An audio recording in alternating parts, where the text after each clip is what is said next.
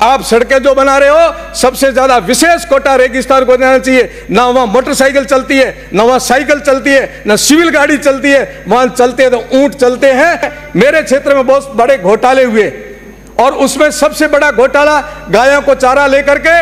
और मेरे विधानसभा क्षेत्र पोकरण पश्चिमी राजस्थान का आप सब जानते हो दूरस्थ क्षेत्र है और मैं आप सबका ध्यान आकर्षित करना चाहता हूं कि पोकरण विधानसभा 5 किलोमीटर, 25 किलोमीटर, 50 किलोमीटर, 100 किलोमीटर नहीं है, 300 किलोमीटर लंबी विधानसभा है।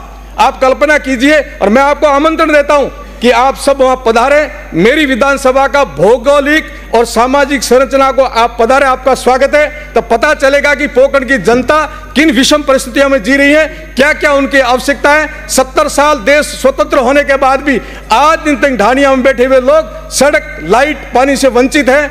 आइए आप भी उनकी जनता, वो भी देश के नागरिक हैं, उनको भी मूलभूत सुविधाओं की आवश्यकता है। जिस प्रकार शहर में रहने वाला प्रत्येक नागरिक अपनी सुविधाओं के लिए कहता है, ठीक ऐसे मानव अधिकार के आधार पर वहां की जनता को भी सड़क मिलनी चाहिए।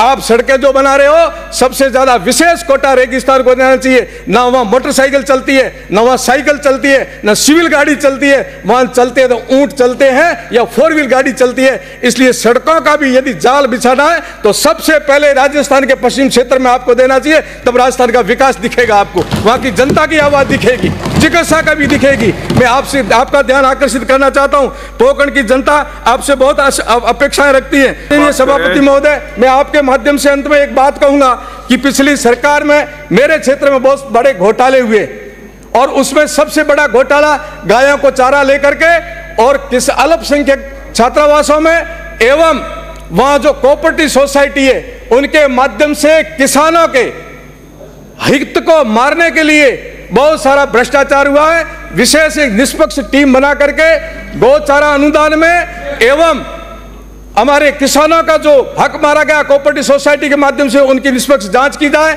मेरे क्षेत्र में बहुत विकास के माध्यम में बहुत सारी विदेशी कंपनियां एवं बहुत सारी कंपनियां आई है। वहां जो CSR का फंड है मेरे विकास में लगे। चूंकि रामदेरा बहुत बड़ा एक धार्मिक स्थान है, जिस प्रकार आप धार्मिक स्थानों का विकास करते हैं, बाबा रामदेव 36 एकोप सभी समाजों के देवता है, वो रामदेरा का विकास किया जाए। पोकरण नगर पालिका 1936 में बनी है, देश आजाद होने से पहले, परंतु आज भी ढांचा ऐसा पड़ा है कि वहां लगता नहीं है कि आप नगर पालिका गए हो या किसी गांव में गए हो। इसलिए उसको ध्यान में रखें। ऐतिहासिक नगरी है, परमाणु नगरी है।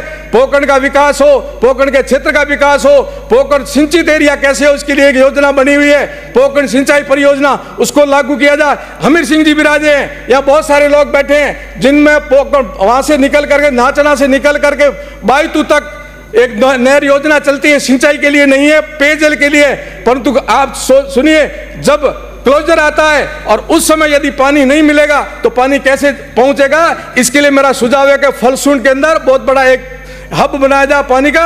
ये 550 गांवों में आपातकालीन पानी योजना सुचारू की जाए। मैं इतना ही कहते हुए मेरी वाणी को विराम देता हूं और बहुत बहुत धन्यवाद देता हूं इस सरकार को, जिन्होंने राजस्थान के विकास के 4 चांद लगाने के लिए इतना सुंदर और सटीक बजट बनाया। और मैं धन्यवाद और आशा आपसे भी रखता हूं, आइए राजस्थान के विकास में 5 साल अपने कर्तव्य का निर्बाध, न रुकेंगे, न झुकेंगे, न बिकेंगे, न बटेंगे, एक होकर के राजस्थान के विकास में संकल्प होकर के काम करेंगे। जय जय राजस्थान, जय जय भारत।